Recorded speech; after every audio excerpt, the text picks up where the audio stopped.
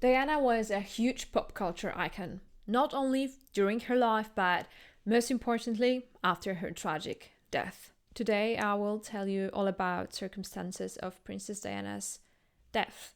She was just 36 when she died on August 31st, 1997 in Paris. It was really a day that shocked the world. If you don't know me, I'm Anna. I'm a royal watcher. I like to analyze and tell stories on royals. Diana spent August 1997 partially on the French Riviera, Côte d'Azur, with her friend and admirer at this time, Dodi Fayed. Couple met a few months before and they just decided to spend some time together during the summer. Whether it was a romance, a relationship, or a friendship, it's impossible really to tell. They just liked each other and enjoyed each other's company, and I think that's the most important for today's video. I don't want to speculate. Dodi was a son of one of the wealthiest men, Mohammed Al Fayed, so he was able to provide all luxury to Diana, but most importantly, protection and needed security for the time they spent together. As I said, couple spent part of August in France, and on August 30th, they decided to come back from the Mediterranean up north to Paris, and the plan was that Diana, after one night in Paris, will fly to London when she was about to meet with her kids after the summer break in Scotland. On the afternoon of August 30th, the couple landed in a private plane in one of the Parisian airports. The man who picked them up was Henri Paul. He worked at this time as a security guard at Ritz. He was one of the security managers at Ritz Hotel. He picked them up from the airport around 4 p.m. And already when they were leaving the airport, paparazzi were everywhere. They really were looking for the best shot. As they were following them for the whole summer, they also decided to follow them in Paris. Around 4:30, the couple arrived to Parisian Ritz Hotel, which was owned at this time by Dodi's father, Mohammed Al Fayed. And actually, Ritz on Place Vendôme is a legendary hotel. It's been there for such a long time, and many celebrities, stars, actors, musicians, fashion creators stayed there long-term or short-term. For example, Coco Chanel stayed there or actually lived there for quite a long time. And we actually can see them in the lift 4:35 p.m. It was immortalized by the CCTV, and we can see them on the way to their apartment in Ritz. Around 7 p.m., Diana and Dodi decided to visit Dodi's apartment in Paris, and afterwards they wanted to have a dinner. They made a booking in one of the restaurants in the town, but because of paparazzi, because of the security reasons, they decided to not go to the restaurant they booked, but to come back to hotel and eat in the restaurant in Ritz. They arrived at the hotel around 10 p.m., which is also captured on CCTV. However, when they were in Ritz, the prospect of having a dinner in the restaurant was not that tempting. They were also really concerned about their security. They were really worried that one of the guests might not be a guest, might be a journalist or a paparazzi. They just wanted privacy. So in the end, they dined in their own room, their apartment at Ritz. Already in the early evening hours, when the news spread that Diana, one of the most, if not the most famous person in the world at this time, is in Ritz, a lot of journalists, Parisians, paparazzi, but also tourists, they decided they want to go to Place Vendôme and wait there, wait in front of the Ritz, maybe hoping for a glimpse of Diana. As the crowd was quite big, the hotel manager decided to call for help. He was really concerned that with the amount of the security at Ritz, they will not be able to manage the situation in front of the hotel if anything happens. So he called his trusted man, and it was Henri Paul. Henri Paul, who I've already mentioned in this video, he was the driver or the person that picked Diana and Dodi from the airport and drove them to Ritz.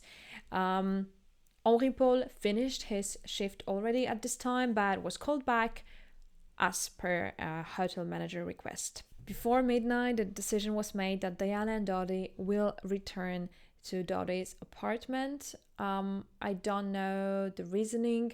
I can only speculate that Diana and Dodi were really overwhelmed with the situation at Ritz. They were really concerned about their security, their privacy, but also they felt quite uncomfortable, I believe, with all those people staying at Place Vendôme in front of Ritz and waiting for them. It was probably also quite loud, so they decided to go to Dodi's apartment. CCTV captured Dodi and Diana 12 minutes after midnight on August 31st, when they were about to leave the hotel. They left the hotel through the back entrance, thinking that this way they may trick paparazzi, who were, of course, next to the front doors. But unfortunately, it turned out that the paparazzi were smarter than them, and few minutes after midnight, Dodi and Diana were photographed sneaking out of the hotel through the back door. And also they were captured when they were entering black Mercedes. You can find those pictures online. They show Diana covering her face, feeling a bit embarrassed or irritated by the fact that paparazzi were waiting also next to the back door, and she was actually quite upset. She seems quite upset that they just can't leave and, leave them in peace and let them be and still were photographing when they were entering the car. Unfortunately, those photos I'm talking about, those photos where Diana is covering her face and seems quite upset about paparazzi, are the last pictures of Diana and Dodi taken before the tragic accident. The couple took off in black Mercedes, driven by Henri Paul, the same Henri Paul that was driving them from the airport and that was called back to help with the crowds in front of Ritz. A bodyguard was also present in the car with them. It was Dodi's bodyguard, so there were 4 of them in the car. The driver was driving very fast. Immediately after they left the hotel, paparazzi got on their motorcycles and started chasing the car where Dodi and Diana were driven by Henri Paul. Paparazzi were pursuing the car. They were trying not to let them the car out of their sight because one, they wanted to maybe take photo while driving, but the second, they wanted to just take photos at the final destination. It was actually a sort of a chase through the center of Paris. Henri Paul was driving very, very fast, and unfortunately near the Eiffel Tower, in the tunnel under Alma Bridge, the driver lost control of the car and drove into the wall at a great speed of around 150 to 200 kilometers per hour. The car was completely destroyed. The car crashed into the 30th pillar, to be exact. 2 people died on the spot. It was the driver, Henri Paul, and Dodi Fayed. Shortly after the incident, paparazzi stopped near the wreck of the black Mercedes, and paparazzi were often accused of not calling the help immediately, but instead taking photos of the wreck of black Mercedes and the passengers. Fortunately enough, in one of the cars that stopped next to the black Mercedes was a medical doctor Frederick Maillet. He was actually returning from a party and saw a car crashed and decided to stop and help. When he approached the Mercedes, he immediately stated that 2 people driving on the left were dead. He took a breathing bag from his car and helped Diana breathe. He called for help. The ambulance arrived and the rescue operation was initiated. The first reports from Paris in the British media said that Diana had a car accident, that she was slightly injured, had an injured leg, injured arm, and was slightly bruised. What was not said that her condition was actually much, much more serious. I would say critical. Getting Diana out of the wreck of Mercedes was a huge challenge. It required firefighters' help. And while she was being transported from the wreck, she had a heart attack. Attempts were made to save Diana's life, first in the ambulance and then after 2 a.m. in a hospital. Unfortunately, at 4 a.m., she was pronounced dead. After her death, information was slowly reaching the media. Initially from anonymous sources, then official ones. In the meantime, the royal family was being informed, and Prince Charles found out about Diana's death just after 4 a.m., but he waited until morning, until 7 a.m. to tell his boys. William and Harry were respectively 15 and 12 at the time of their mother's death. Charles decided to go to Paris to pick Diana's body and bring it back home. He did so with her 2 sisters. They flew to Paris and then came back with Diana, brought her back to London. So what happened that night? This death of Princess Diana was so shocking and surprising to everyone that apart from official investigation, many conspiracy theories were made. But I will not focus on the theories right now. I will focus on the official administrative route that French and British police took. So on one hand, we have the official administrative route.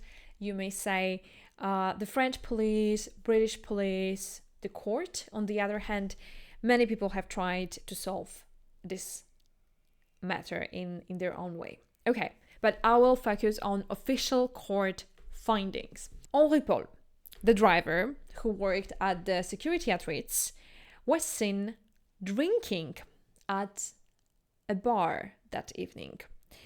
When he was asked what he was drinking, he said he was drinking a pineapple juice. Surprisingly, pineapple juice looks very similar to French drink pastis. However, according to the testimony of Dodi's bodyguards who talked to Henri Paul many times that evening, he did not smell of alcohol. And he did not appear to be under influence of alcohol. They also testified that if it would be clear that he is drunk, they wouldn't have let him get behind the wheel. Additionally, it was discovered in blood tests that the level of alcohol in Paul's blood was 3 times the legal limit. The mixture of alcohol he drank and antidepressant pills he took that night made it super difficult to control the situation, and in fact, he should not ever sit behind the wheel that night because he was basically unable to drive safely. The surprising revelation of the investigation was that none of the 4 people in the car were wearing seatbelts. Initially, it was thought that the security guard driving on the right front was wearing a seatbelt because he was the only one to survive the tragedy, but it occurred that he wasn't. The bodyguard I mentioned was Dodi's bodyguard. His name is Trevor Rhys-Jones. As I said, he was the only survivor of the accident, although he suffered massive injuries, but he managed to recover afterwards. Trevor Rhys-Jones even published a book in which he talked about his life and work as well as the tragic accident, but his stories did not contribute much to the investigation. And the third massive thing in this investigation that led actually to quite a lot of theories was the case of white Fiat Uno. The Mercedes that was completely destroyed during the accident was black, but it had some white varnish on it. And after the examination, it turned out that this paint only fits one car, and it was white Fiat Uno. This Fiat Uno allegedly came into contact during the car crash. The problem was that Fiat Uno was the most common car in France at that time. And according to CNN reports from November 1997, French police narrowed their search investigation to 112,000 cars. During the investigation, 2 drivers and 2 cars were identified, but it was not found that any of them could have been at the scene of the accident. So it was concluded that Fiat Uno was not that important in the case. Officially, in 2008, the British investigation ended, and it was announced that the cause of the crash was a drunk driver who reached a great speed and was not in control of the vehicle. The death of Princess Diana was one of the most shocking things at the end of the 20th century. This August 23rd, 1997 is remembered by many people all around the world. Everyone has different story, where they've been, what they've done when they've learned that Diana, Princess of Wales, is dead and died in this tragic car crash. That's in short the story of the car crash itself. The story continues through 7 days after the car crash, before her funeral, her incredible funeral. And most importantly, the story continues through her sons, through her grandchildren, who took inspiration from what Diana did and implemented to their life and causes the support. If you have some memories with this day, with 31st of August, or with her funeral, please write them in the comment. Let's create a little memory book in the comments down below. Thank you very much for watching, and if you haven't subscribed yet, now it's the time, and it's also time to give a thumbs up, so I know that I should make videos in the future. Thank you so much for watching.